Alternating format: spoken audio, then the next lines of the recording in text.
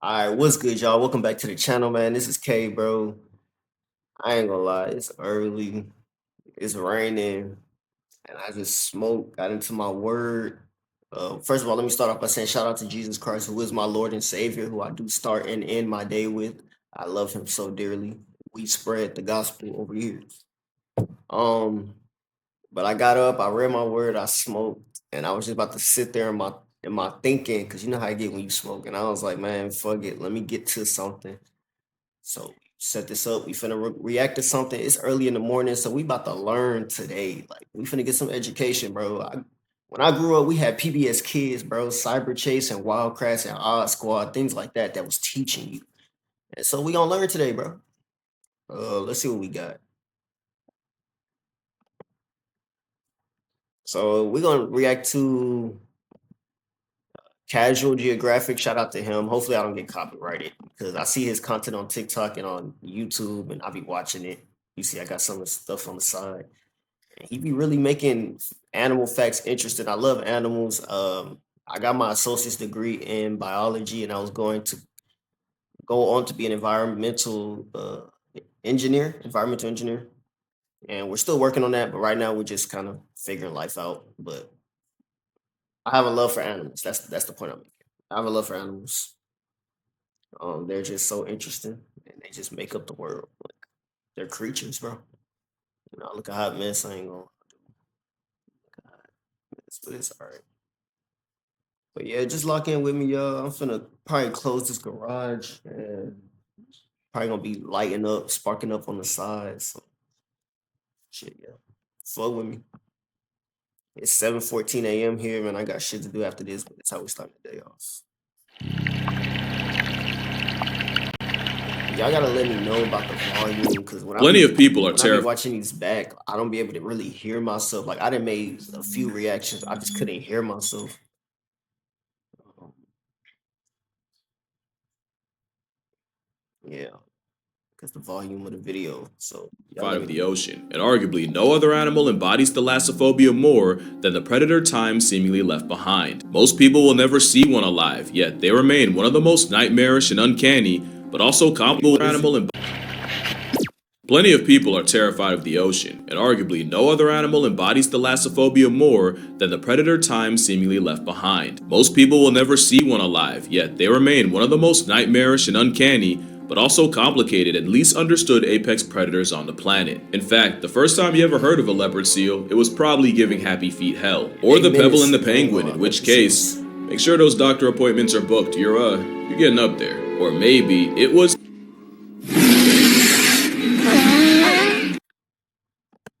If you or a loved one was a victim of that jump scare, you may be entitled to financial compensation. Not for me, though. The penguin paralysis demon is incredibly feared for an animal we don't know that much about. Hey, what's a sea leopard's favorite fast food? Popeyes. But there's a whole nother side to the assault sausage. One that just might bring you to tears if you watch long enough. This video isn't to make you fear or hold hate, but understand and even appreciate the alpha seal, not for just what it is, but how and why, and all I ask is that y'all hear me out. But there is no why as to why people find leopard seals optically disturbing. Few other animals pass the eye test for being that terrifying. The leopard seal looks like a mammalian mosasaur, a prehistoric predator with a permasmirk. And if you think I'm exaggerating, you haven't seen or better yet heard what happens when one hauls out near humans. Run, run,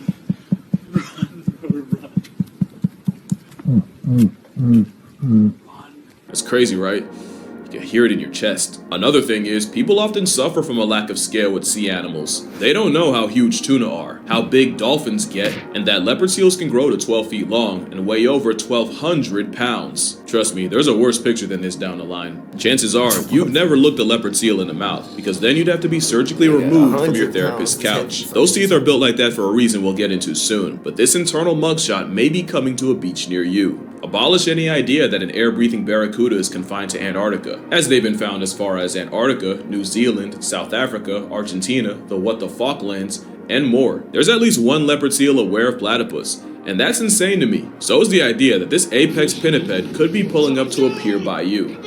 That would raise the hairs on Caillou. And even with many roles as the op to a penguin protagonist, people have spoken on the horror of sea leopards for centuries. Going back to the early 1900s, explorer Ernest Shackleton wrote about an Antarctica expedition where at one point, one of his men was chased across the ice by an aggressive, believed to be 12-foot leopard seal. The man thought he was in the clear when the massive seal dove back into the water. But then the sea leopard tracked him by following his shadow under the ice and ambushing and nearly snatching him at the next gap in the ice. And Thomas Ordley's likely would have been a statistic if one of the crew hadn't shot the seal before it could reach him. In 1985, explorer Gareth Wood was walking across a thin ice layer when a Jurassic jump scare broke out of the ice, clamping its jaws on his leg and nearly dragging him into the water, and he was only saved by his mates kicking at the seal's head with boot cramp. Bro, if a leopard seal tried to pop up from under the ice and snatch me under the water, I'm not going, bro. Like, that water is too damn cold. I'm not going underwater. I don't give a damn. Bonds. And that's what separates sea leopards from a lot of other predators. The vast majority of sharks will ignore you, but whether out of curiosity or something else, leopard seals will boldly swim right into your space. It's the closest you can get to an encounter with a murder mermaid. It was right there. Most times, they genuinely seem curious and like they're investigating your presence. But other times, they do the kind of things that led to researchers equipping inflatable boats with protective guards because of how often a 12-foot vibe check would bite through it. You only get away with that as an apex predator, and present tense plesiosaur is absolutely apex. They will eat anything. Those freakish teeth are actually for catching krill, and having trident-shaped teeth helps filter them out of the water. Krill that could be nearly 50% of their diet. Of course, the leopard seals list has much more on it, including often other seals like fur seals, and even their closest cousin, the crab eater. Obviously, they'll eat fish, and in New Zealand that can include sharks. Leopard seals also grieve squid, one was caught with a sea snake, and there's even one case of a leopard seal attempting to take out a minke whale. Even the ocean's top predator, the orca, rarely resorts to hunting an aquatic velociraptor, because this is not the average seal. But if you know this seal, you know the most famous victims of leopard seals are penguins, even though penguins aren't even the biggest part of their diet. Leopard seals are a lot more calculated than most think, and will camp themselves right at the ice's edge where they know is the penguin's entry point, which pretty much makes them a mammalian crocodile. With penguins, they'll either ambush them from below, or with a top speed of 25 miles per hour, they'll get into a police chase with an unlucky penguin. The leopard seal abuses this matchup so bad that not only will they surplus skill and murk more penguins than they eat, they'll eventually make a game out of it. Leopard seals have been seen chasing down penguins into exhaustion and seemingly toying. Most Antarctic predators are psychopaths because killer whales do this shit for fun too. Y'all are crazy, bro. They got the mindset of Ted Bundy, bro, and you're peak predator.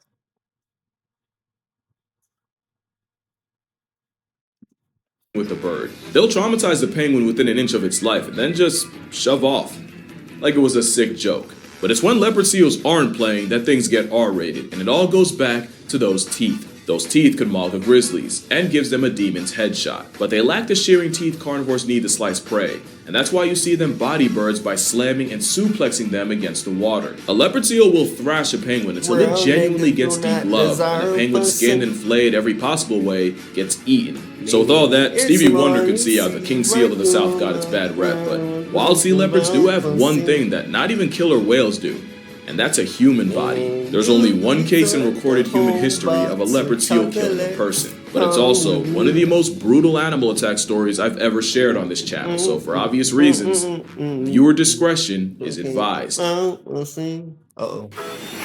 Check everything off your thrill list with FanDuel Casino's Rewards Club. And with weekly bonus packs, players get more for their money, with more chances and more thrills. Calling all trillionaires. FanDuel Casino. Talk to me. Talk to me. Hey.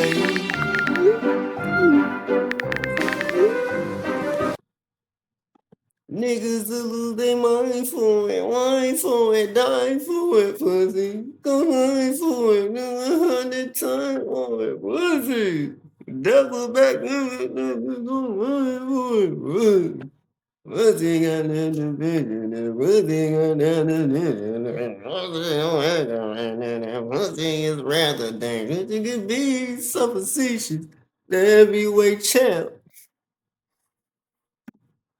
Kirsty Brown was a 28-year-old marine biologist for the British Antarctic Survey, and on July 22, 2003, she and a buddy were snorkeling near Rothera Research Station. They were studying the impact of iceberg scouring on the environment when the leopard seal studying Kirsty violently made an impact on her. At this point, nobody had ever lost their life to a sea leopard, but there were documented instances of aggression, and as a rule, nobody was allowed in the water if a leopard seal was spotted. The problem was, no one saw this leopard seal until Kirsty screamed and disappeared, only to resurface with her head in the seal's jaws. From there, the abnormally sized seal would drag her deep underwater, release her long enough to just almost resurface, just to grab and drown her again, all while mauling her with bone-crushing bites. Eventually, Kirsty and the seal disappeared, and the last time her dive buddy saw her alive, she was 20 feet underwater, desperately fighting to break free, while the apex seal held her by a fin. Eventually, the seal resurfaced, over a half-mile from where they were last seen, and after bashing the predator in the head with a shovel, the rescue crew fended the seal off and finally pulled Kirsty into the boat. Tragically, as you can tell, despite several CPR attempts,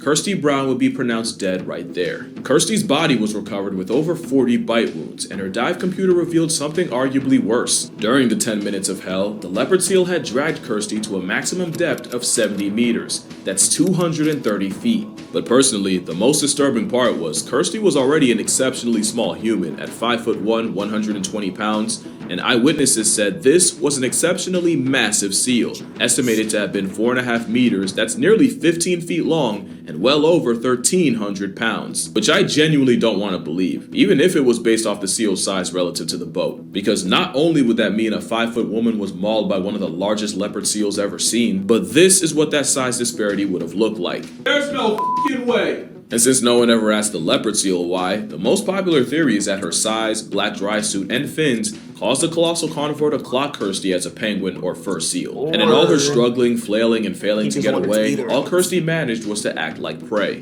Which sounds wild victim blaming, and I swear I'm not. There's a reason there's no jokes in this section. This was genuinely one of the worst animal-related deaths I've read about. Imagine being mauled by a bear, but also while being waterboarded. In fact, let's get even more descriptive. Kirsty Brown spent the last 10 minutes of her life fighting an animal nearly triple her length and 10 times her weight, while being severely mauled to the head and being brought tortuously close to the surface before being pulled again over 200 feet into a freezing abyss. Not only could the violent pressure changes cause a burst eardrum or even an embolism, her compromised wetsuit would have introduced Antarctic ice-chilled water directly to her skin. In the most respectful way, I really hope she blacked out or went into shock, because that is a nightmare Final Destination couldn't dream up. Kirsty Brown would have an island posthumously named after her, and her death led to more safety measures and protocols being implemented. But there was another consequence of her horrific demise. The much more strict regulations now meant many of the biologists trying to learn more about the seals were now forbidden from entering the water to study them, something many like dive guide Kelvin Murray would call an overreaction. Suddenly, an animal we barely knew much about was now basically impossible to learn more about. It was a lot like the stingray. Stingrays are rarely aggressive, and less than 5 people in human history have lost their life to one in Australia. But because one of them was Steve Irwin, you had an entire generation ready to punch out an aquatic placemat, even though the circumstances of his death were insanely bad luck, and Khaki Jesus would have passed twice if he saw the stingray hate. Only one person has ever died to a sea leopard. It's just that the attack was so brutal that, and the pro-penguin media meant, a blubber assault weapon got demonized to hell. To be fair, with the things I said they'll do to penguins, other seals, and even humans, how could you not call this Ice Cube mammalian missile crisis a sea demon? I wouldn't blame you for being afraid,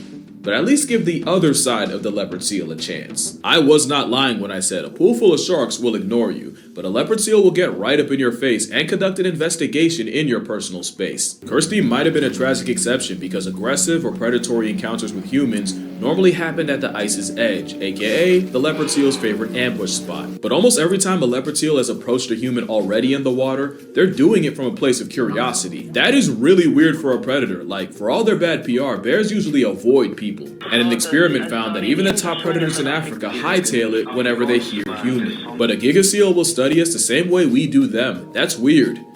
One seal made it even weirder. In 2006, photographer Paul Nicklin took a trip to Antarctica to hopefully find the steroid seal. Funny thing is, leopard seals are hard to find. They're hard for you to find. To them, you're easy. It wasn't long until Paul had a giant females are bigger by the way, leopard seal circling his zodiac. And it was at this moment he ignored every primitive instinct and ancestral alarm and got in the water and braced himself. The seal with a head bigger than a grizzly bear's made a beeline towards Paul. And right when Paul feared the worst and held up his camera as a feeble defense, the she leopard stopped and just sized him up. Science says if you're able to stay calm and hold your ground, a leopard seal will go from possibly aggressive to curious, and she even got close enough to study her reflection in his camera. It's like her internal monologue was saying, wait, you're not afraid.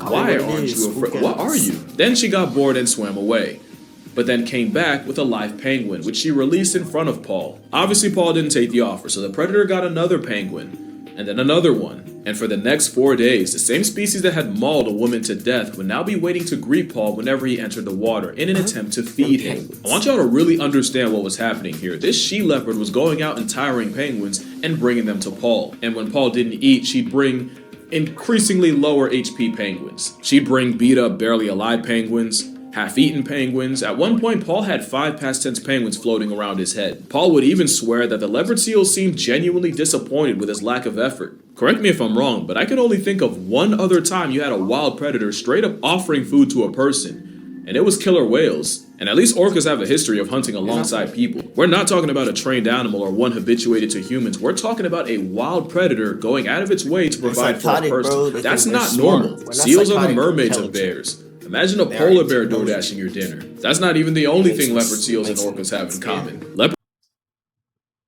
Most top Apparently you predators can are go not from that 0 to a intelligent. complete They're site in just smart a for single predators prompt when it with comes Wix to hunting, Harmony. I don't know but if this is going to be possible. Or orcas, vibe coding sea meets leopards, drag they and have drop like a freedom. different We'll see about part that. of All right, let me try to their make up a brain site to sell some like that theoretical animals should not kombucha have. kombucha. Make me a site about kombucha. Make it. Leopard seals are much smarter than the penguin media wants you to believe. Leopard seal handling manuals go out of their way to say they're smart enough to be trained, but intelligent enough to be stubborn, and they're prone to pout and act difficult like children. At the same time, they also say that ignoring a difficult seal is a pretty solid way to get them to cooperate. Leopard seals aren't just highly intelligent, they're deeply emotional creatures too. Nora was a leopard seal that made news because it was the first time scientists watched a modern-day mosasaur mourn. Nora had a pup that tragically passed away, and in grieving, Nora would stay with her lost child for over 20 days. Nora didn't just watch over her child, she'd move the body across the ice, carried it in her jaws, and even got aggressive whenever people would get too close to them. It wouldn't even be the only time, as in 2021, 23, and 24, scientists documented the same mother doing the same thing with 3 different pups, which is a different kind of tragic. And again, the last time I can remember hearing something like this, it was when Orca J35, or Telequa, also grieved the death of her calf and couldn't let go. That's the problem with sea leopards being so understudied, because then you miss stuff like this. And that's not even mentioning arguably the most interesting thing about them. Leopard seals sing. Males will sing these beautifully haunting songs, and females in heat will respond with a song of their own. And if you haven't seen it, it's like an underwater opera or ballet from an animal that looks like a dinosaur. It's not just beautiful. Scientists actually studying these seal songs found that these songs are sequenced and structured a lot like human nursery rhymes. This guy. I really feel like leopard seals would have way better PR if they could actually survive in zoos. They're one of those animals that just don't work in captivity. They're like the great white sharks of mammals. Few leopard seals have ever been held in zoos, and the most famous case was in Sydney's Taronga. You know what I think about at night sometimes? Sometimes I think about Casey. Casey was a male leopard seal, believed to be the only male ever kept in captivity. He was found as a pup, abandoned on a beach in Guatemala, injured, emaciated, and with shark bites. Casey was brought to Taronga for treatment in 2007, where he joined female Brooke, who was rescued in 1999, and another female, Sabine, who got there a month before Casey. Now, I can already read the anti-zoo comments, so it's important to say that these seals could never be released back into the wild out of fear that if any of them were harboring any possible diseases, it'd wreck the already fragile wild population. So Taronga kept them to look after and even possibly use as ambassadors. Because again, leopard seals can always use the PR. And as Casey matured, there was a hope that he could help breed the first ever leopard seal in captivity. But since Brooke died of an illness not long after Casey showed up, it'd have to be him and Sabine. There was just one big problem. Male leopard seals sing for females, and as a seal found as a pup, Casey never learned his song. Taronga staff would play the recordings of adult leopard seal songs in hopes that Casey would find his. They even played saxophone for him. I'm not exactly sure why, but Casey wasn't above it. He genuinely seemed interested, so if he likes it, I love it. Tragically, Sabine would also be lost to an illness before Casey had the chance to court her. And as Casey finally did learn his song, he also died in 2014 after struggling with a prolonged sickness and mercifully being euthanized. That's how Casey's story ended.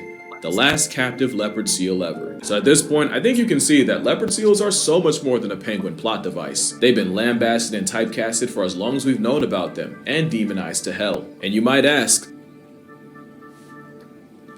is that not what I was doing in the first half of this video? And honestly, I've been wanting to talk about that for a while. Skip to here if you don't want to hear the yap, but the biggest criticism I hear about myself is that I demonize animals, I spread misinformation to demonize them, and even that I've had a direct consequence on the conservation of those animals, and not a positive one. And honestly, whenever I would see that about myself, I get, I'm not gonna lie, I'd get defensive and kind of hurt. Because I feel like I'm always saying you can't moral scale an animal, that you can't judge or you can't put a morality microscope on a wild animal. A zebra that has to weave crocs, cats, and a predatory laugh track don't give two stripes about being a good person.